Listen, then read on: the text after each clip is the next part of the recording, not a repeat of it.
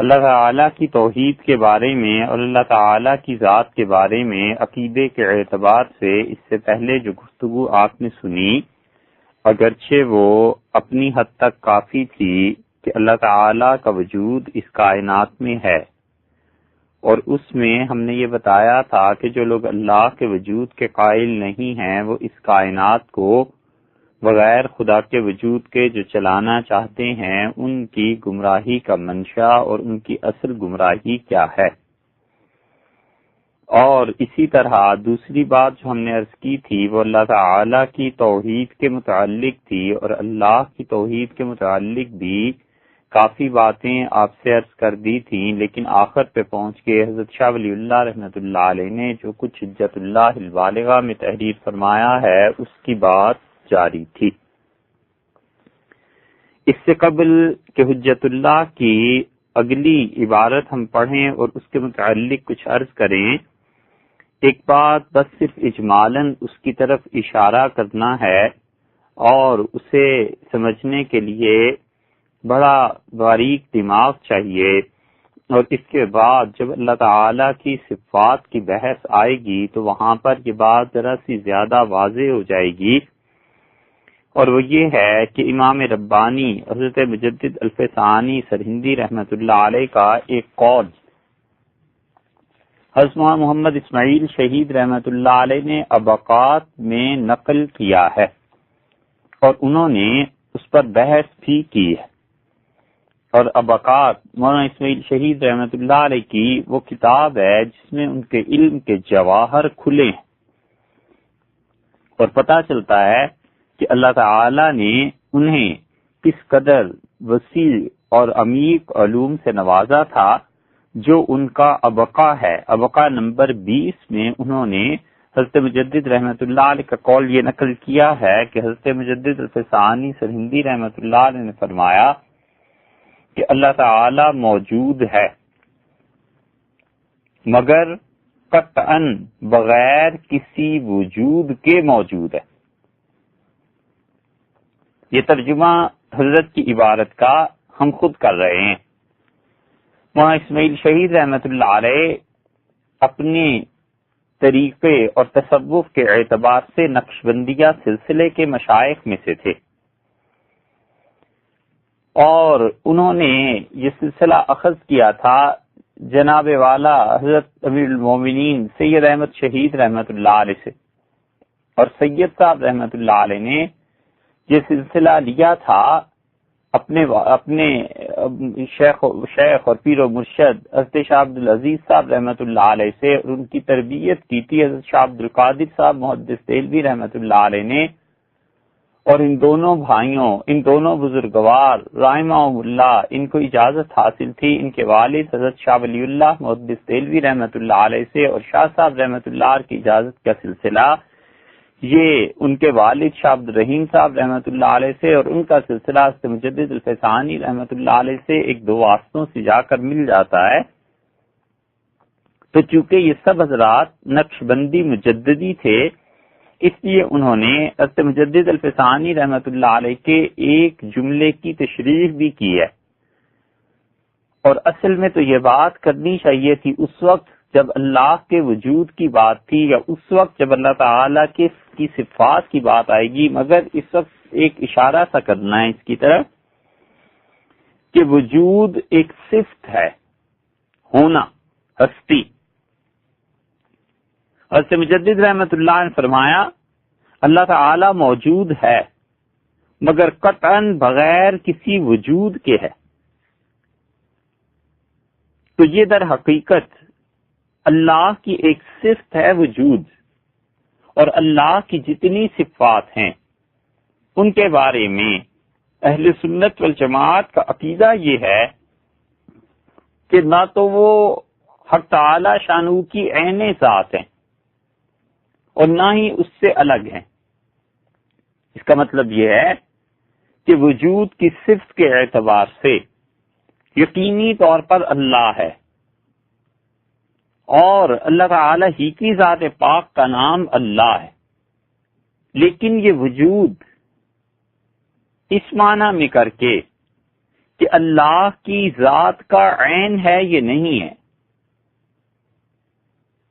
اور اس کی مثال ایسے سمجھ لیے جائے جیسے سونے والے کے متعلق کہ کہا جاتا ہے، یہ تشریح ہے جو اسمہ محمد اسماعیل شہید دہلوی رحمت اللہ علیہ نے ابقا نمبر 18 میں کی ہے. ابقا نمبر 18 کے آخر پر حضرت نے فرمایا کہ اس کی مثال ایسے سمجھو کہ سونے والے کے متعلق یہ کہا جائے کہ یہ شخص جو سو رہا ہے اور جن چیزوں کو وہ خواب میں پاتا ہے، اس قسم کا وجود خواب میں نظر آنے والی چیزوں کی طرف منسوب کر رہا ہے، لیکن وہ جو کچھ خواب میں چیزوں کو دیکھ رہا ہے خود وہ چیزیں اس کی ذات کا حصہ نہیں ہیں، اور وہ بغیر ان چیزوں کے وجود کے موجود ہیں. اسی طرح حق تعالی شانہ بھی اپنے پیدا کردہ وجود کے ساتھ موجود نہیں ہے. یہ ہے وہ انکار جو حضرت مجدد الفسانی سندھی رحمت اللہ علیہ نے کیا. اس لیے یہ بات آگے چل کر پھر انشاءاللہ اللہ کی صفات میں آئے گی، مگر بڑا باریک مسئلہ ہے.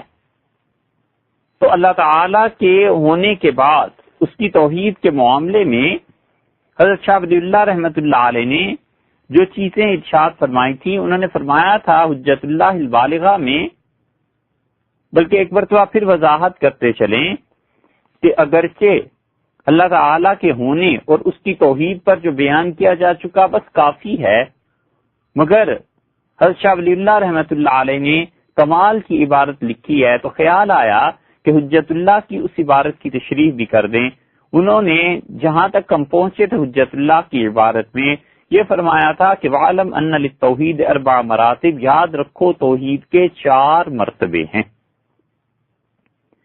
پہلا مرتبہ یہ ہے کہ حصر وجوب الوجود فیہ تعالی فلا یکون غیرہ واجبا، کہ اللہ تعالی ہے. اللہ کی توحید کے 4 درجے ہیں.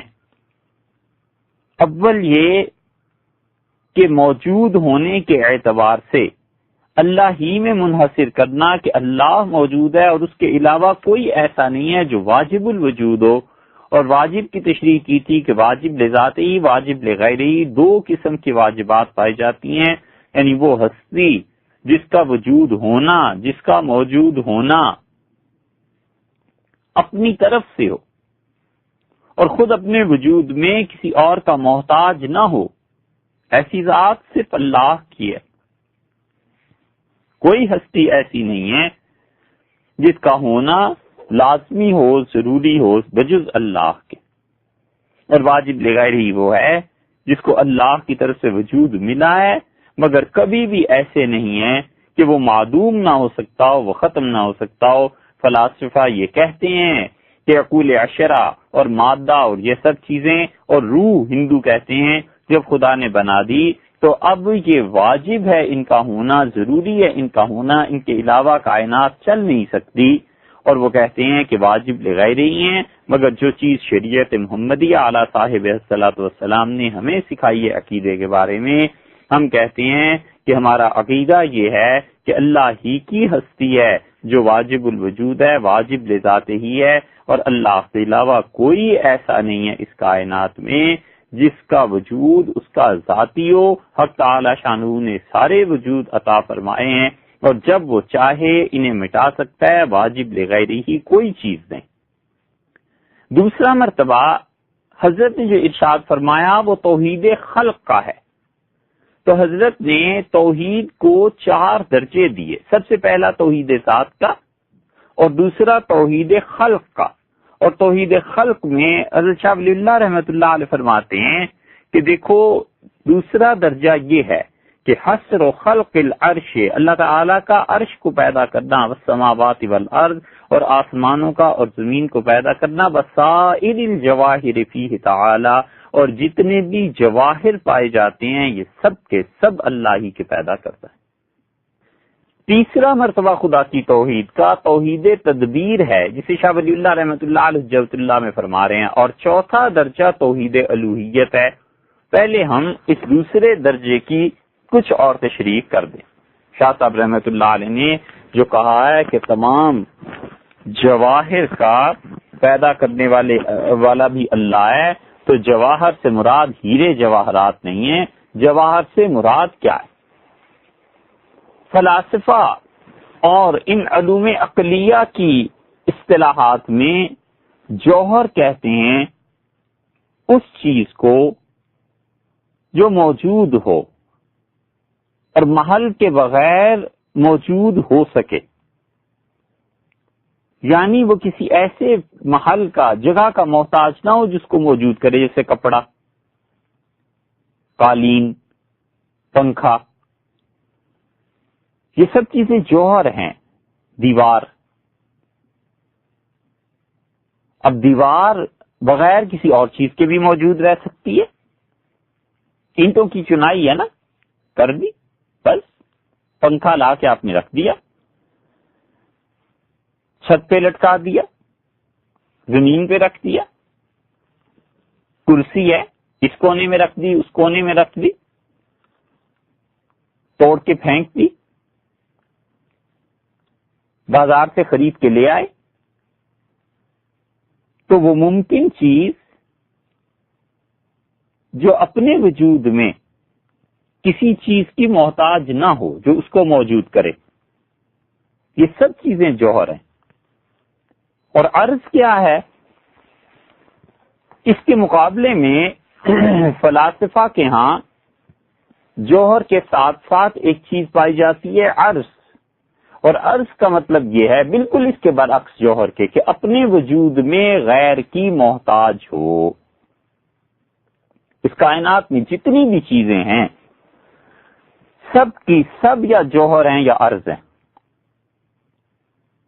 عرض کا مطلب یہ کہ وہ ممکن ہے جو کسی محل میں پایا جائے، یعنی وہ اپنے پائے جانے میں، اپنی تمکنت میں، باقی رہنے میں، اپنے وجود میں کسی اور کا محتاج ہو۔ جوہر محتاج نہیں ہے، عرض محتاج ہے۔ جیسے مقدار، یہ مقدار عرض ہے، 1 کلو یا 1 گز، 5 میٹر، یہ میٹر ہے، گز ہے، کلو ہے، سینٹی میٹر ہے، یہ سب چیزیں اپنے وجود کے لیے دوسرے کی محتاج ہیں۔ 1 کلو کیا؟ دودھ، تو دودھ کی وجہ سے 1 کلو ہے، وگرنہ اصل میں 1 کلو کیا ہے؟ کچھ بھی نہیں۔ 1 کلو اپنے اظہار کے لیے کہ میں موجود ہوں کسی چیز کا محتاج ہے نا۔ تو جتنی بھی مقداریں ہیں یہ سب کی سب عرض ہیں، یہ جوہر کے ساتھ لگیں گی تو پتا چلے گا۔ زمانہ، ٹائم، ٹائم آپ نے کہہ دیا، یہ ٹائم عرض ہے، کسی چیز کے ساتھ لگے تو پتا چلے 4 گھنٹے، 3 گھنٹے۔ اسی طرح یہ عدد جو ہیں، یہ عدد بھی عرض ہے، جوہر نہیں ہے۔ آپ نے کہا 10، تو دوسرا کہتا ہے کیا 10؟ پھر معلوم ہوا کہ 10 عدد کپڑے، اسی کا 1 درجن۔ دوسرا پوچھتا ہے 1 درجن کیا چیز؟ وہ کہتا ہے 1 درجن انڈے۔ کہتا ہے یوں کہو نا، پوری بات کہو۔ وہ کہتا ہے کہ مجھے آٹا چاہیے۔ وہ کہتا ہے کتنا؟ پھر یہ کہتا ہے کہ 2 بوری۔ تو اب 2 کا جو لفظ ہے یہ کچھ نہیں ہے۔ وہ کہتا ہے 2 تو 2 کیا؟ وہ کہتا ہے 2 کلو دوں، 2 بوری آٹے کی دے دوں، 2 تھیلے اٹھا دوں، کیا دو؟ وہ کہتا ہے جی 2 کلو دے دیجئے۔ تو یہ عدد عرض ہے۔ اسی طرح رنگ، سرخ، سبز، کیا چیز ہے؟ کوئی کہتا ہے سرخ، تو مطلب کیا ہوا سرخ؟ وہ کہتا ہے کہ ایشیا سرخ ہے۔ دوسرا کہتا ہے نہیں، ایشیا سبز ہے۔ تو ایشیا جو بر اعظم ہے، اس کے ساتھ سرخ یا سبز ملا، تب اس نے اپنے وجود کا احساس دلایا کہ سرخ، سبز، سیاہ۔ اسی طرح بندوں کے جتنے افعال ہیں یہ عرض ہیں. بندے کا فعل ہے ایمان، کفر، چوری، معاذ اللہ خدا کی نافرمانی، یہ سب افعال بندوں کے عرض ہیں. بندہ ساتھ ہوگا تو کوئی چیز ہوگی نا. ایک کہتا ہے کہ شراب کا پینا گناہ ہے. اب یہ شراب پینے کا فعل کوئی بندہ انجام دے گا تو گناہ گار ہوگا، وگرنہ اگر کوئی بندہ ہی نہیں، فرض کیجئے اس کائنات میں کوئی ہے ہی نہیں اور صرف شراب ہے، تو اب کیا ہوا؟ تو یہ جتنے عرض پائے جاتے ہیں یہ سب کے سب اسی وقت ممکن ہے جب جوہر ہو. اور اللہ نے اس کائنات میں جتنی بھی چیزیں پیدا کی ہیں، باری تعالیٰ کے اپنے وجود پاک کے علاوہ ہر چیز جوہر ہے یا عرض ہے. یا تو اپنے وجود میں کسی کی محتاج نہیں ہے، جیسے کرسی، قلم، کپڑا، پنکھا، قالین جو مثالیں دی، اور یا وہ محتاج ہے، اور محتاج جب وہ دوسرے کی ہے کہ دوسرا ہو تو پھر اس کا وجود گنا جائے. یہ چیزیں عرض کہلاتی ہیں. اللہ نے اس کائنات کے سارے عرض اور سارے جوہر سورہ انعام کی پہلی آیت میں جمع کر دیے. اللہ نے فرمایا الحمدللہ الذی خلق السماوات والارض، تمام کی تمام تعریفیں اللہ کے لیے ہیں جس نے بنایا آسمانوں کو اور زمین کو. وجعل الظلمات والنور، اور اللہ تعالی نے اندھیرے کو اور اجالے کو پیدا فرمایا. اندھیرا، اجالا یہ رات اور دن. اور ارشاد فرما دیا کہ زمین اور آسمان، اس میں عرض کون سا ہے، جوہر کون سا ہے. اساتذہ نے جب ہمیں فلسفہ پڑھایا تو اس کے آغاز میں جب انہوں نے تشریحات کی تو یہی آیت انہوں نے رکھی اور انہوں نے کہا بچوں یہ بتاؤ کہ یہ جو اللہ نے فرمایا الحمدللہ الذی خلق السماوات والارض وجعل الظلمات والنور، تمام تعریفیں اللہ ہی کے لیے ہیں جس نے آسمان کو اور زمین کو بنایا، اور اندھیرا اور اجالا اللہ نے پیدا فرمایا. ثم الذین کفروا بربہم یعدلون، پھر یہ منکر اپنے پروردگار کے ساتھ کسی اور کو شریک کرتے ہیں کہ جوہر اور عرض کا خالق کوئی اور ہے. تو انہوں نے امتحان کے طور پہ پوچھا کہ بچوں اس میں جوہر کون سا ہے اور عرض کون سا ہے.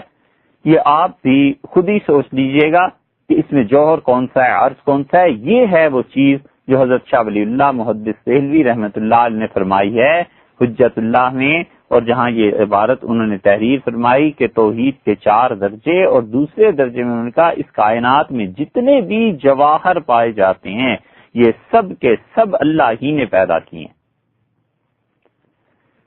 اسی لیے بندوں کے جتنے افعال ہیں ان سب افعال کا پیدا کرنے والا اللہ ہے.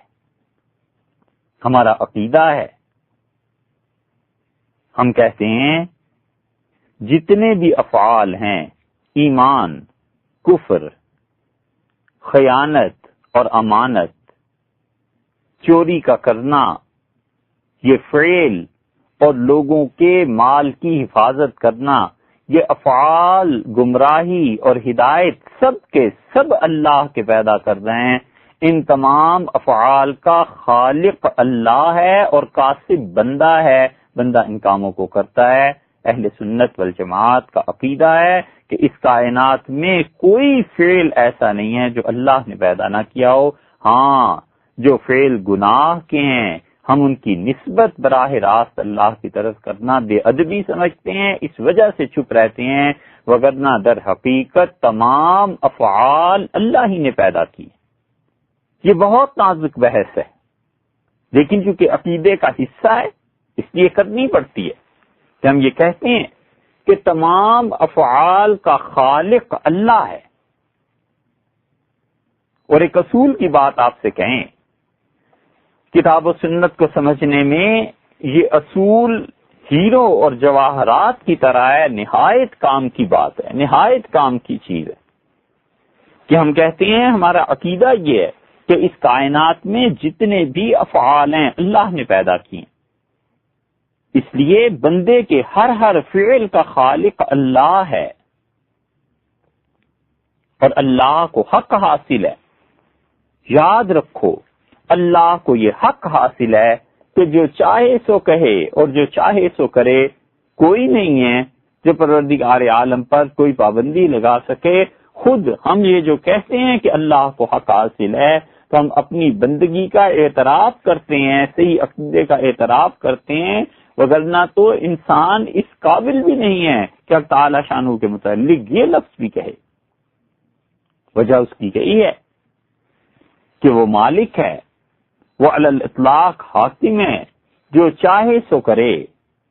اس کو نہ کوئی پوچھ سکتا ہے, نہ کوئی روک سکتا ہے, نہ ہی اس کے فیصلوں پر کوئی شخص نظر ثانی کر سکتا ہے. معاذ اللہ, اللہ کی ذات ان سب چیزوں سے بہت بہت بلند و بالا ہے. اس لیے تمام افعال جو انسان کرتا ہے ان سب کا پیدا کرنے والا اللہ ہے. اللہ کے علاوہ کسی نے پیدا نہیں کیے. شرک بھی اللہ نے پیدا کیا ہے, کفر بھی اللہ نے پیدا کیا ہے, ایمان بھی اللہ نے پیدا کیا ہے, گمراہی بھی اللہ نے پیدا کیا ہے. ہم کہتے ہیں اس کائنات کے تمام افعال اللہ نے پیدا کیے. ہاں یہ الگ بات ہے کہ ہم انتہائی ادب اور احترام کی وجہ سے ان چیزوں کا وجود ڈائریکٹ اللہ تعالی کی طرف اس کی نسبت نہیں کرتے, مگر حقیقت میں عقیدہ یہی ہے. البتہ بندہ قاصد ہے, بندہ ان کاموں کو کرنے والا ہے. اللہ تعالی کو حق حاصل ہے کہ جو چاہے سو کہے, جو چاہے سو کرے. سیدنا مسیح علیہ الصلوۃ والسلام نے دنیا میں عیسائیت کی تبلیغ نہیں کی, انہوں نے تثلیث کو نہیں پھیلایا. اللہ جانتا ہے, اچھی طرح جانتا ہے کہ اس اللہ کے بندے نے کبھی دعوت نہیں دی کہ مجھے یا میری والدہ صاحبہ کو اللہ کا شریک بناؤ. اس کے باوجود وہ قیامت میں پوچھتا ہے اور کہتا ہے کہ انت قلت للناس اتخذونی و امی الہین من دون اللہ. عیسیٰ, کیا تم نے یہ تبلیغ کی تھی دنیا میں لوگوں کو کہ مجھے اور میری ماں کو دو خدا بنا لو؟ جانتا ہے کہ اس نے نہیں کی, اس کے باوجود پوچھتا ہے. اس کو کون کہہ سکتا ہے کہ اللہ یہ سوال صحیح نہیں؟ معاذ اللہ ثم معاذ اللہ. وہ خود کہتا ہے ما ضل صاحبکم وما غوا, تمہارے نبی حضرت محمد صلی اللہ علیہ وسلم بالکل کسی غلط راہ پر نہیں چلے, کج راہ نہیں ہے. وہ خود کہتا ہے انک لمن المرسلین, یاسین والقرآن الحکیم, اور قرآن کریم کی قسم ہے بلا شک و شبہ آپ اللہ کے رسول ہیں, علی صراط مستقیم, اب صحیح راہ پر ہیں. ایک طرف یہ کہتا ہے, دوسری طرف کہتا ہے لیغفر لک اللہ ما تقدم من ذنبک وما تأخر, آپ کی اگلی پچھلی سب لغزشیں اللہ نے معاف کر دی. تو آدمی سوچتا ہے کہ کون سی لغزشیں معاف کیجی. ایک طرف آپ فرماتے ہیں کہ بلا شک و شبہ اس قرآن کی قسم, یہ قرآن گواہ ہے کہ آپ اللہ کے رسول ہیں, صحیح بات پر ہیں, پھر آپ کی لغزشیں بھی معاف ہو گئیں. یہ کیا بات ہوئی؟ اللہ کہتا ہے کہ کیف تکفرون باللہ, کیوں کفر کر رہے ہو اللہ کے ساتھ؟ اس نے تمہیں پیدا کیا ہے, اس نے تمہیں زندگی عطا کی ہے, موت دے گا, کیوں کفر کرتے ہو؟ اور بندے کے دل اور ایمان کے درمیان خود اللہ آ جاتا ہے. اللہ نے کہا وَاعْلَمُوا أَنَّ اللَّهَ يَحُولُ بَيْنَ الْمَرْءِ وَقَلْبِهِ, یاد رکھو اللہ بندے کے درمیان اور اس کے دل کے درمیان حائل ہو جاتا ہے, یعنی ایمان کو اس کے دل تک نہیں آنے دیتا. اس کے باوجود خدا کہتا ہے کہ کفر کیوں کرتے ہو؟ خود ارشاد فرماتا ہے کہ ماذا علیہم لو آمنوا, ان کا کیا بگڑ جاتا اگر یہ ایمان لے آتے. ایک جگہ فرماتے ہیں ما یفعل اللہ بعذابکم ان شکرتم وآمنتم, اللہ کو کیا ہے کیوں تمہیں عذاب دے اگر تم شکر کرو اور تم ایمان لے آؤ تو ہم کیوں عذاب دیں. اور دوسری طرف فرماتے ہیں کہ یضل من یشاء, جس کو چاہتا ہے گمراہی پر چھوڑ دیتا ہے. ایک جگہ ارشاد فرمایا حضرت موسیٰ علیہ الصلوۃ والسلام سے کہ یہ طور میں اتنی جلدی کیوں چلے آئے؟ انہوں نے کہا جل تو الیک ربی لترضی، اللہ اس لیے حاضر ہوا ہوں کہ آپ خوش ہوں، راضی ہوں، آپ کا شکر ادا کروں، آپ نے فرعون سے نجات دی۔ فرماتے ہیں انا قد فتنا قومک من بعدک، ہم نے تیری قوم کو اور ہم نے تیری قوم کو ایک مصیبت آزمائش میں ڈال دیا۔ وَأَضَلَّهُمُ السَّامِرِي، سامری نے اسے گمراہ کر دیا۔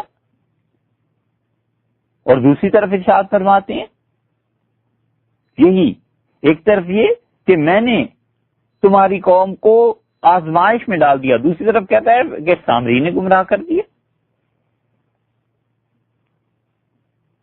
ایک طرف اللہ تعالیٰ فرماتے ہیں فَلَا وَرَبِّكَ لَا يُؤْمِنُونَ، اور تیرے پروردگار کی قسم لوگ مومن نہیں ہو سکتے یہاں تک کہ آپ کی بات مان جائیں۔ اور دوسری طرف اللہ تعالیٰ فرماتے ہیں کہ آپ نے ان لوگوں کو اجازت دے دی تھی رہنے کی مدینہ منورہ، لما اذنت لهم، کیوں اجازت دی تھی؟ ایک طرف قرآن کریم میں فرمایا کہ حضور اقدس صلی اللہ علیہ وسلم جو کام بھی کرتے ہیں، جو کچھ ارشاد فرماتے ہیں یہ وہی ہے، دوسری طرف فرماتے ہیں یہ شہد کیوں حرام قرار دیا؟ یہ تمام دلائل یہ ثابت کرتے ہیں کہ یاد رکھو بندے کے ہر فعل کا خالق اللہ ہے، اور اگر اس پہ بھی تسلی نہ ہو تو قرآن کریم کو ہی دیکھ لو جس سے عقیدے کا ثبوت ملتا ہے، اور اہل سنت والجماعت کا عقیدہ ہمارا قرآن کی اس آیت کریمہ کے مطابق ہے جو اللہ تعالیٰ نے 23ویں پارے میں سورہ صافات میں ارشاد فرما دی۔ حضرت ابراہیم علیہ الصلوۃ والسلام کا تذکرہ ہوا، اور اللہ تعالیٰ نے 23ویں پارے میں سورہ صافات میں آیت نمبر 83 سے اس ترجمے کو اس بات کو شروع فرمایا۔ اس کا ترجمہ یہ ہے کہ اللہ تعالیٰ نے فرمایا وَإِنَّ مِن شِيَعَتِهِ لَإِبْرَاهِيمَ، اور اسی کی راہ والوں میں سے حضرت ابراہیم علیہ الصلوۃ والسلام۔ اذ جاء ربہ بقلب سلیم، جب اپنے پروردگار کے پاس ایک ایسا دل لے کر آئے جو ہر طرح کی بیماری سے، گمراہی اور عیب سے پاک دل تھا۔ تفصیلی طور پر اللہ تعالیٰ نے بات کی ہے۔ چلتے چلتے اس سلسلے میں اللہ تعالیٰ نے فرمایا کہ انہوں نے اپنی قوم سے کہا ابراہیم علیہ السلام نے کہ کیوں ان بتوں کی عبادت کرتے ہو، اور پھر اس کے بعد جب وہ جا گھسے ان کے بتوں میں تو فرمانے لگے الا تاکلون، کھاتے کیوں نہیں ہو؟ بتوں سے پوچھتے ہیں کہ کھاتے کیوں نہیں ہو؟ ما لکم لا تنطقون، کیا ہو گیا ہے تمہیں، بولتے نہیں؟ فراغ علیہم ضربا بالیمین، اور دائیں ہاتھ سے مارتے ہوئے ان بتوں کو چلے وہ۔ فاقبلوا الیہ یزفون، لوگ آ گئے دوڑے گھبراتے ہوئے، زور زور سے انہوں نے مار مار کر جب توڑا تو لوگ گھبرا اٹھے۔ اور حضرت ابراہیم علیہ السلام نے کیا کہا؟ لوگوں سے کہتے ہیں اتعبدون ما تنحتون، کیا تم پوجتے ہو جو خود ہی تراشتے ہو، اپنے تراشے ہوں کو خود ہی پوجتے ہو۔ واللہ خلقکم، اللہ نے بنایا تم کو، وما تعملون، اور جو تم بناتے ہو، جو تم عمل کرتے ہو کفر اور شرک کا، اس عمل کو بھی اللہ نے بنایا ہے اور تمہیں بھی اللہ نے بنایا۔ دیکھا آپ نے کہ انہوں نے کہا اللہ نے اس کو بھی بنایا ہے،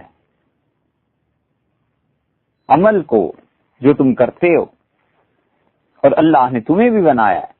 اس لیے ہم یہ کہتے ہیں کہ اللہ انسانوں کا بھی خالق اور اس کے اعمال کا بھی خالق ہے، بندے کے ہر عمل کا خالق اللہ ہے۔ سورہ رحمان ذرا کبھی غور سے پڑھیے، یہ عقیدہ وہاں بھی آیا ہے۔ اللہ تعالیٰ نے سنفرغ لکم ایھا الثقلان، اے دو گروہوں انسانوں اور جنوں، ہم تم سے نبٹنے کے لیے بالکل تیار بیٹھے ہیں۔ اور پھر فرماتے ہیں فَبِأَيِّ آلَاءِ رَبِّكُمَا تُكَذِّبَانِ، تم پروردگار کی دونوں جنوں اور انسانوں کون کون سی نعمتوں کو جھٹلاؤ گے؟ یُرْسِلُ عَلَيْكُمَا شَوَاظٌ مِّن نَّارٍ، آگ کا شعلہ اور دھوئیں تم پر چھوڑے جائیں گے، اور کوئی تمہارا مددگار نہیں ہے. فلا تنتصران، انسانوں جہنم میں، جنات تم بھی جہنم میں، کوئی کسی کی مدد حاصل نہیں کر سکو گے. اور اس کے بعد فرماتے ہیں کہ اپنے رب کی کون کون سی نعمتوں کو جھٹلاؤ گے. تو اب یہ آگ کے شعلے اور دھواں یہ نعمتیں کیا عذاب ہے؟ اللہ کو حق حاصل ہے، جو چاہے سو کہے، جو چاہے سو کرے، بندے کو سمجھ آئے یا نہ آئے، اللہ کو حق حاصل ہے. حضرت ابراہیم علیہ الصلوۃ والسلام، یہ جو بات ہم عرض کر رہے ہیں نا، ایک بڑے کام کی اور پتے کے اصول کی اور عقیدے کی بات، کہ بندوں کے افعال کا خالق اللہ ہے اور کاسب بندہ ہے، اور ہم ادب کی وجہ سے ان چیزوں کی نسبت اللہ کی طرف نہیں کرتے. یہ بات 19ویں پارے میں حضرت ابراہیم علیہ الصلوۃ والسلام کی کے قصے میں آئی ہے. وہاں سورہ صافات میں یہ آیا ہے کہ انہوں نے کہا اللہ نے تمہیں بنایا ہے اور جو تم عمل کرتے اسے بھی اللہ نے بنایا ہے. یہاں پر دیکھیے 19ویں پارے میں 26ویں سورت ہے، یہ سورہ شعراء ہے. بتوں کے پاس آئے، اپنی قوم کو سمجھایا، اور 77 نمبر آیت میں آتا ہے انہوں نے فرمایا فَإِنَّهُمْ عَدُوٌّ لِّي إِلَّا رَبَّ الْعَالَمِينَ، یہ جو بت ہے نا تمہارے، ان کی میری دشمنی ہے مگر جہان کا صاحب، پورے جہان کو پالنے والا. دوستی تو اس سے ہے.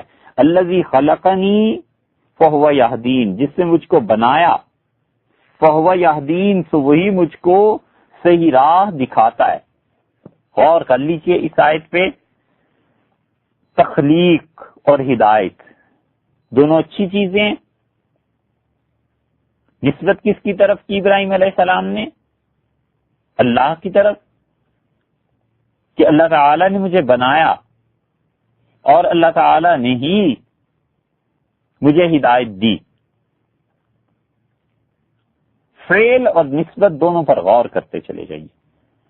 والذی هو یطعمنی ویسقین، اور وہ ہے جو مجھ کو کھلاتا ہے اور پلاتا ہے.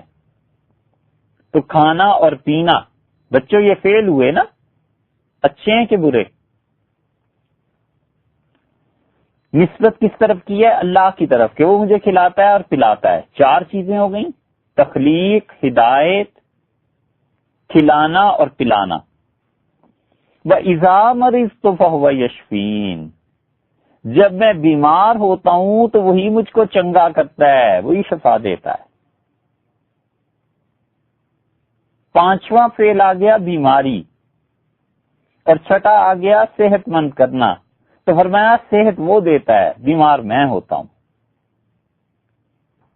والذی یمیتنی ثم یحیین، 7واں آ گیا وہی اللہ مجھ کو مارے گا، وہ دوبارہ زندگی دے گا. والذی اطمع ان یغفر لی خطیئتی یوم الدین، اور مجھ کو توقع ہے کہ انصاف کے دن میری خطا، میری تقصیر کو بخش دے. کوئی عرض کرتا حضرت ابراہیم علیہ الصلوۃ والسلام سے کہ حضرت آپ نے فرمایا وہ جو بت توڑے تھے تو آپ نے لوگوں سے کہا کہ اللہ نے لوگوں، مشرکوں، کافروں تمہیں بھی پیدا کیا ہے، اور یہ جو عمل ہے نا تمہارا کفر اور شرک، وہ بھی اللہ نے پیدا کیا ہے. تو یہاں آپ فرماتے ہیں کہ جب میں بیمار ہوتا ہوں تو اللہ شفا دیتا ہے، اللہ صحت مندی دیتا ہے. تو صحت اللہ دیتا ہے، بیمار اللہ نہیں کرتا. وہاں کفر اور شرک آپ نے فرمایا اللہ نے پیدا کیے، یہاں آپ کیوں نہیں فرماتے کہ بیمار بھی اللہ نے کیا ہے؟ پھر آپ کہتے ہیں کہ وہ مجھ کو مارے گا، جلائے گا. پھر آپ کہتے ہیں کہ والذی اطمع یغفر لی خطیئتی یوم الدین، قیامت کے دن میرے قصور معاف کرے گا. تو آپ کا کیا قصور؟ یہ قصور، یہ جو چیز ہے تقصیر کی، گناہ، یہ گناہ بھی اللہ ہی نے تو پیدا کیے ہیں. یہ ہے اس بات کی دلیل کہ حضرت ابراہیم علیہ الصلوۃ والسلام نے ایک جگہ عقیدہ بیان کر دیا کہ کفر، شرک، گناہ سب چیزیں اللہ نے پیدا کی ہیں، اور دوسری طرف ابراہیم علیہ الصلوۃ والسلام نے ادب سکھا دیا کہ دیکھو ان چیزوں کی نسبت اللہ کی طرف نہیں کرتے، یہ ادب کے خلاف ہیں. عقیدہ ایک الگ بات ہے، مگر ہم ہر جگہ اس بات کو کہیں گے نہیں، ادب اور احترام کے ساتھ کہیں گے. اس کی مثال ایسے سمجھ لو جیسے ماں باپ کے تعلقات کا کسی علم نہیں ہوتا. جتنا بھی نسل انسانی کا سلسلہ چلا ہے ان تعلقات ہی کی بنیاد پر چلا ہے، مگر آج تک کسی کو دیکھا ہے جس میں کوئی شرم حیا ہو تو اپنے ماں باپ کے متعلق ایسی بات کرے؟ نہیں کرتا۔ اس سے معلوم ہوتا ہے کہ اللہ کا حق ہے، جو چاہے سو کہے اور جو چاہے سو کرے، کوئی اس سے نہیں پوچھ سکتا۔ یہ جتنے جواہر اور آراز یہاں پر پائے جاتے ہیں اس کائنات میں، سب کا خالق اللہ ہے۔ معتزلہ گمراہ ہیں۔ یہ اب کون تھے؟ اب آپ کو خیال آ جائے گا کہ یہ جو اتنی لمبی تقریر کی تھی نا کہ اسلام میں فرقے کتنے ہیں، یہ معتزلہ کہتے تھے کہ افعال کے خالق بھی بندے ہیں۔ ہم کہتے ہیں افعال کے خالق ہم نہیں ہیں، کفر اللہ ہی نے پیدا کیا ہے، بندہ البتہ کرتا ہے، ایمان اللہ نے پیدا کیا ہے، بندہ اس کو قبول کرتا ہے۔ تو جتنے بھی عرض ہیں اور جتنے بھی جوہر ہیں، سب کے سب اللہ کے خادم ہیں۔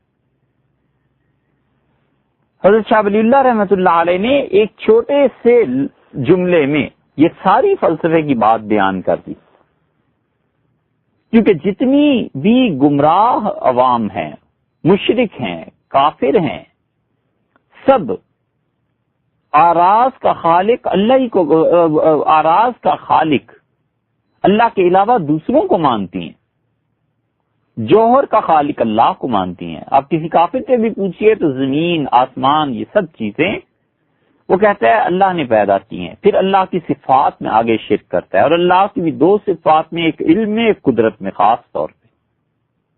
تو وہ سب کے سب لوگ جوہر اللہ کی تخلیق سمجھتے ہیں۔ ہاں جب عرض کی بات آتی ہے تو آراز میں اللہ کے ساتھ شرک کرتے ہیں۔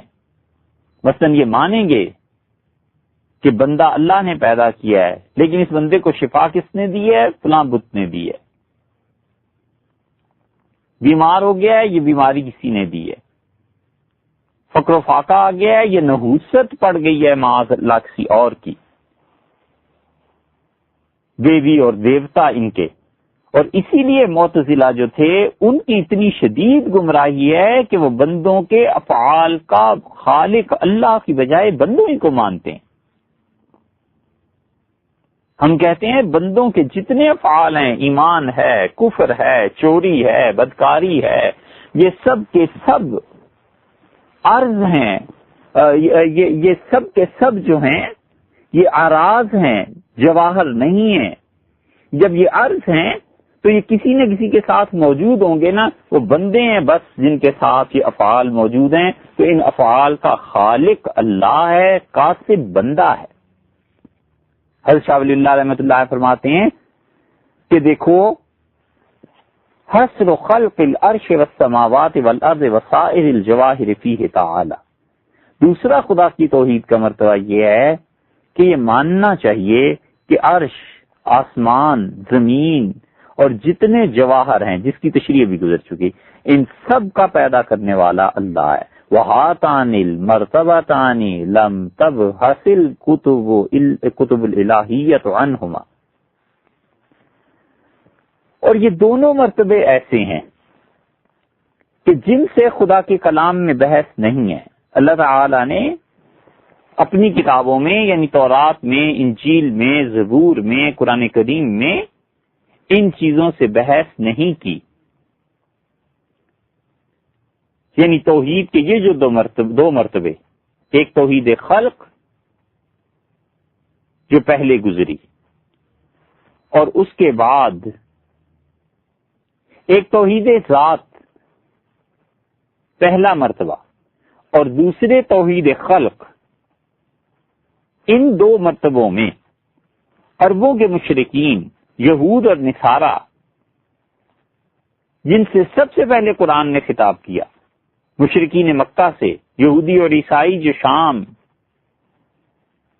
اور مدینہ منورہ، یمن، ان سارے علاقوں میں رہتے تھے اور قرآن نے انہیں دعوت دی، یہ سب کے سب توحید ذات کے قائل تھے کہ اللہ کی ذات ایک ہے، اور اس کے ساتھ ساتھ تخلیق بھی۔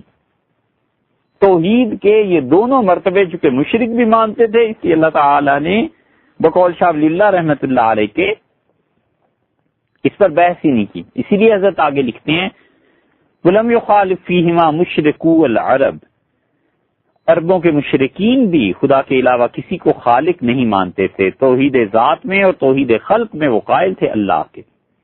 اس لیے قرآن کریم میں جتنی بھی آیات مشرکین کے بارے میں آئی ہیں کہ اللہ تعالیٰ نے ان سے پوچھا ہے بتاؤ فلاں چیز کو کس نے پیدا کیا، فلاں کو کس نے پیدا کیا، تو یہ کہتے ہیں اللہ. تو وہ مرتبہ ہے توحید ذات اور توحید خلق کا، اور توحید ذات اور توحید خلق مشرکین مکہ بھی مانتے تھے. حضرت شاہ ولی اللہ رحمۃ اللہ فرماتے ہیں وَلَا الْيَهُودُ وَلَا النَّصَارَىٰ، اور یہودی اور عیسائی بھی مانتے تھے کہ توحید ذات اور توحید خلق یہ دونوں بالکل اللہ ہی کے لیے ثابت ہیں. بل القرآن العظیم ناص علی انہما من المقدمات المسلمۃ عندہم، بلکہ قرآن کریم یہ بات بیان کرتا ہے کہ توحید کے یہ دونوں مرتبے من المقدمات المسلمۃ عندہم ان کے نزدیک مسلمہ مقدمات میں سے تھے، یعنی بالکل طے شدہ چیزوں میں سے تھے کہ اللہ ہی ہے جو اپنی ذات کے اعتبار سے اکیلا، اور اللہ ہی ہے جو ان تمام کی تمام چیزوں کا خالق ہے. اس لیے ذرا سی حضرت شاہ صاحب رحمۃ اللہ علیہ کی اس بات کی تشریح کریں کہ دیکھو بچوں، جہاں جہاں اس کے خلاف آیا ہے کہ اللہ کی توحید خلق کے یہ لوگ قائل نہیں تھے مشرکین مکہ، حضرت شاہ صاحب رحمۃ اللہ علیہ کی عبارت کو اصل قرار دیں تو اس کا مطلب ہے وہ سب مستثنیات ہیں کہ کچھ لوگ تھے جو قائل نہیں تھے، ورنہ عمومی طور پر توحید خلق اور توحید ذات کے تینوں گروہ قائل تھے، مشرکین مکہ بھی، عیسائی بھی، یہودی بھی. تو سوال یہ اٹھتا ہے کہ پھر آخر یہ شرک کیا تھا؟ شرک وہ تھا جو حضرت شاہ ولی اللہ رحمۃ اللہ علیہ آگے لکھ رہے ہیں، فرماتے ہیں بس ثالثہ، اور اللہ تعالی کی توحید کا تیسرا مرتبہ کیا ہے؟ حصر و تدبیر السماوات والارض، کہ اس کائنات کی تدبیر کرنے والا، اس کائنات کا مدبر، اس کائنات کا منتظم، اس کائنات کا ناظم، آسمانوں کا، زمینوں کا، وما بینہما فیہ تعالی، کہ اللہ تعالی ہی ہے. یعنی یہ عقیدہ رکھنا کہ آسمانوں اور زمین اور ان دونوں کے اوپر اور نیچے جتنی بھی چیزیں جتنی اس کائنات میں پائی جاتی ہیں سب کا نظم اور انتظام صرف اللہ کے ہاتھ میں ہے، اور کائنات میں اللہ کے اس نظام میں کوئی اس کا شریک نہیں. یہ تیسرا درجہ ہے توحید ربوبیت. شاہ صاحب رحمۃ اللہ علیہ خود اس کا نام رکھتے ہیں. والرابعۃ انہ لا یستحق غیرہ العبادہ، اور چوتھا درجہ خدا کی توحید کا یہ ہے کہ اللہ کے علاوہ آسمان و زمین میں اس کائنات میں کوئی بھی عبادت کے لائق نہیں ہے. یہ چوتھا درجہ. پہلا درجہ توحید ذات، دوسرا درجہ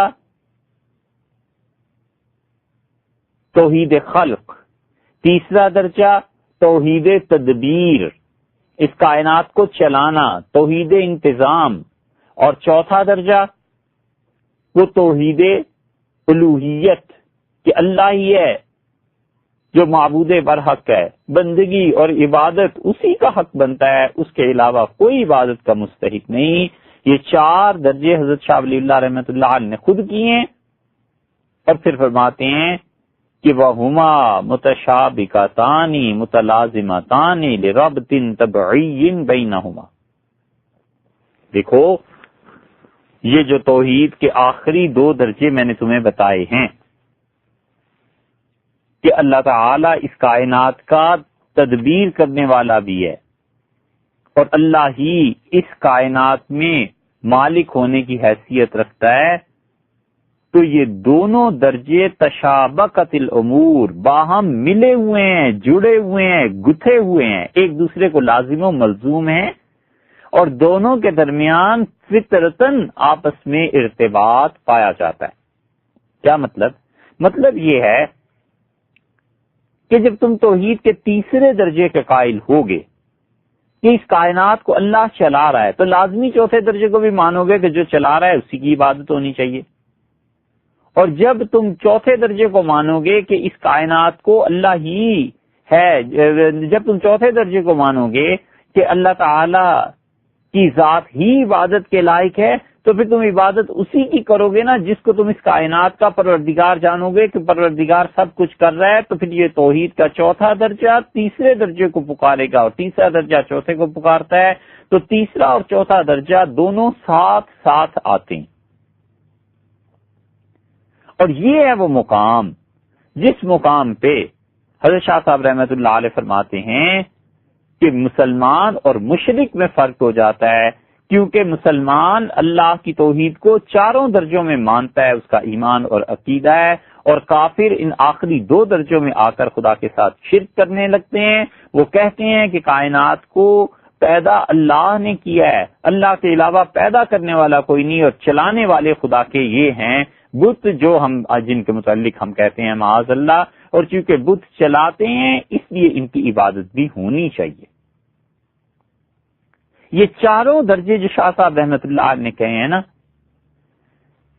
اس سے معلوم ہوتا ہے کہ اس شخص کو اللہ نے کتنی گہری نظر سے نوازا تھا، اور خدا نے ایسے علم کا دروازہ اس ہستی پہ کھول دیا تھا جو شاید 1200 سال تک کسی پہ نہیں کھلا۔ یہ اصطلاحات شاہ ولی اللہ رحمت اللہ علیہ کی اپنی ہے،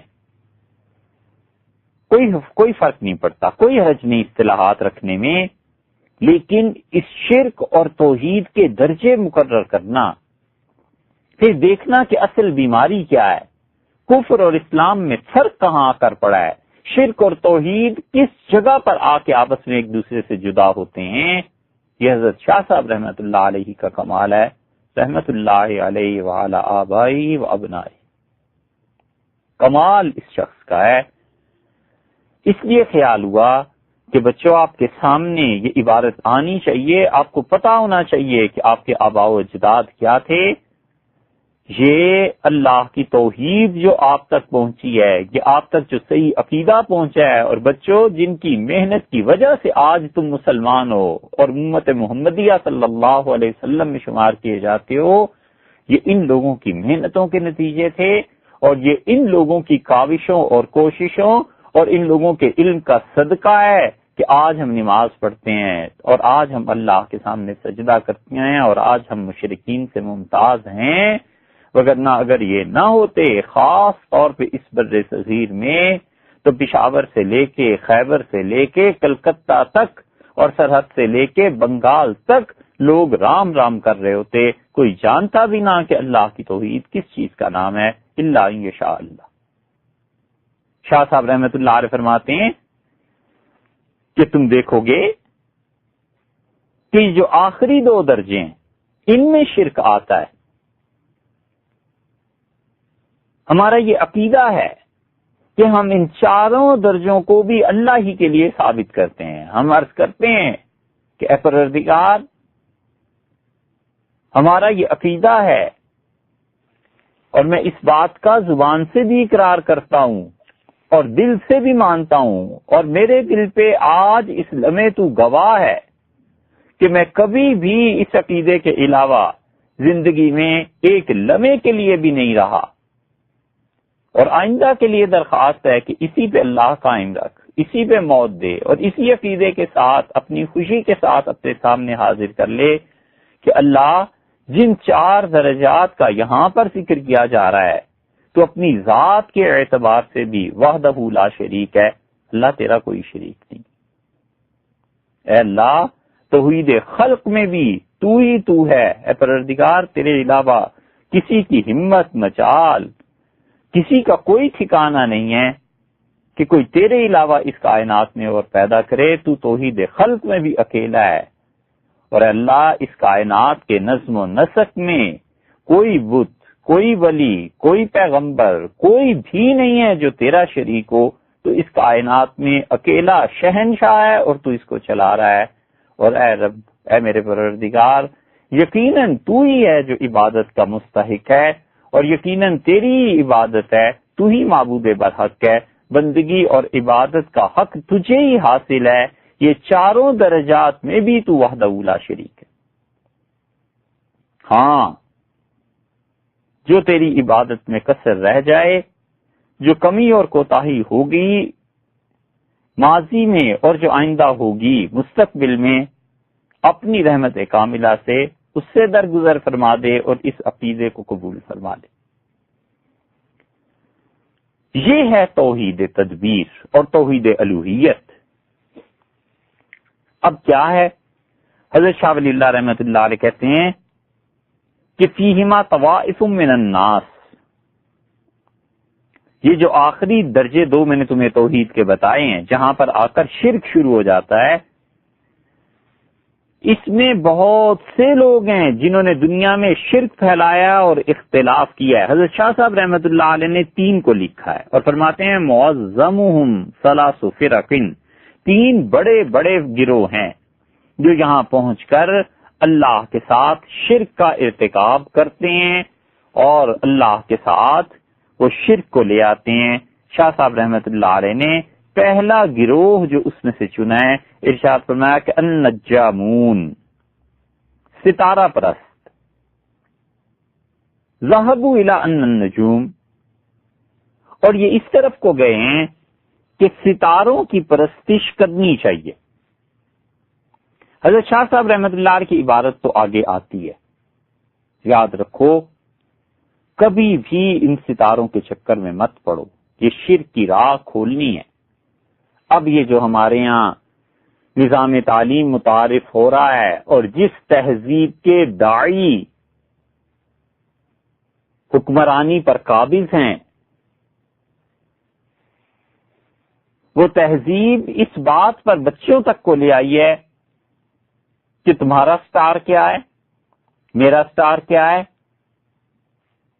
اور اس پر کتابیں اور لٹریچر جو مسلسل آ رہا ہے، آخر پہ پہنچ کے لوگ ستاروں کی عبادت کرنے لگتے ہیں۔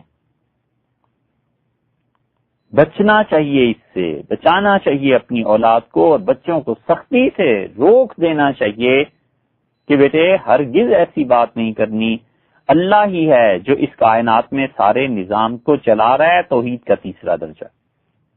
حضرت شاہ صاحب رحمۃ اللہ علیہ فرماتے ہیں کہ نجومی لوگ اس طرف گئے ہیں کہ ستاروں کی عبادت کرنی چاہیے، اور ان کی عبادت کرنا دنیا میں نفع دیتا ہے۔ وَرَفْعُ الْحَاجَاتِ إِلَيْهَا حَقٌّ، اور ستاروں کے سامنے اپنی حاجتیں پیش کرنا یہ برحق ہے۔ حضرت شاہ صاحب رحمۃ اللہ علیہ عبارت ان کی ہے جو ہم نقل کر رہے ہیں آپ کے سامنے، اور حضرت نے اصل میں ان کی طرف سے لکھا ہے کہ وہ کہتے ہیں کہ ہمارا عقیدہ یہ ہے کہ ستاروں کے سامنے اپنی ضروریات کو پیش کرنا یہ برحق ہے، اور دلیل اس کی یہ ہے کہ وہ کہتے ہیں کہ دیکھو تحقیق کر لو، روزمرہ میں جتنے واقعات پیش آتے ہیں، شادی ہے، طلاق ہے، غربت ہے، فقر و فاقہ ہے، سرمایہ داری ہے، پیسوں کا آنا ہے، جانا ہے، کون سی گھڑی اچھی ہوتی ہے، کس گھڑی میں نکاح کیا جائے تو اچھا ہوگا، کس مہینے میں کاروبار کریں تو اچھا پڑے گا، اور بیماری کس مہینے میں آ سکتی ہے، شفا کب ملے گی، گھر کی نیو بنیاد رکھنی ہے کب رکھیں۔ یہ سب چیزیں جب ہم علم نجوم کا حساب کرتے ہیں تو بالکل صاف واضح دکھائی دیتی ہیں، اور اس کا اثر بھی ہوتا ہے۔ ہندو برہمنوں کے پاس جا کر یہی تو پوچھتے ہیں، جوتشی پنڈت یہ سب بتاتے ہیں۔ تو یہ کہتے ہیں ستاروں کے پرستار اور پوجنے والے کہ یہ سارا حساب کتاب برحق ہوتا ہے. اور دیکھو یہ جو ستارے ہیں نا، سورج ہے، چاند، مریخ، مشتری، زحل، زہرہ، عطارد، یہ سب کے سب جاندار ہیں، اور ان کی روحیں ہیں، اور یہ مخلوق ہیں، اور یہ ایسی روحیں ہیں جن میں سمجھ بوجھ ہے. ایسی روحیں ہیں، چاند ایک روح ہے، سورج ایک روح ہے، اور انہیں نفع نقصان کی سب خبر ہوتی ہے.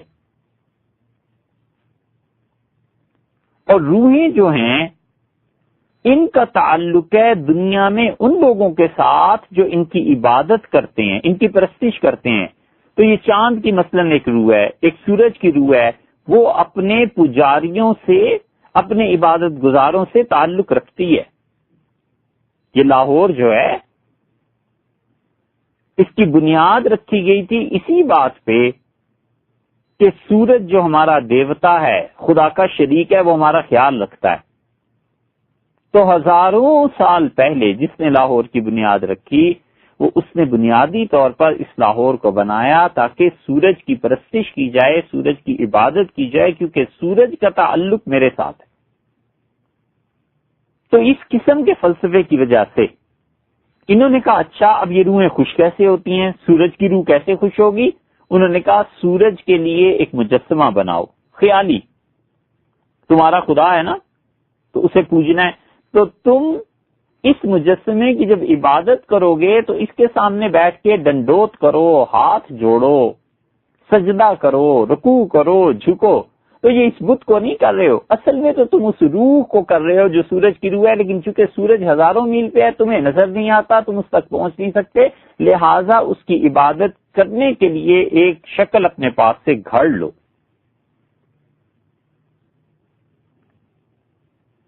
اس کی دنیا میں مثالیں دیکھو. یہاں ہمارے یہاں بر صغیر میں سورج کا مجسمہ بنتا ہے. جب دنیا میں ہیرے سستے ہوتے تھے، سونا سستا ہوتا تھا، تو سورج کا مجسمہ بناتے تھے اور اس کے ہاتھ میں سرخ ہیرا رکھ دیتے تھے اور ہاتھ اس کا اوپر کر دیتے تھے. یہ سورج کا مجسمہ تھا. امریکہ میں ایک دیوی ہے، نیو یارک میں اور مختلف ریاستوں میں اس دیوی کا بت لگا ہوا ہے. امریکن ہسٹری اٹھا کر دیکھو، یہ وہ دیوی ہے جس کی پرستش وہ کرتے تھے اصل میں کسی اور ستارے کی، اور اس کا مظہر یہ دنیا میں یہ ایک دیوی تھی.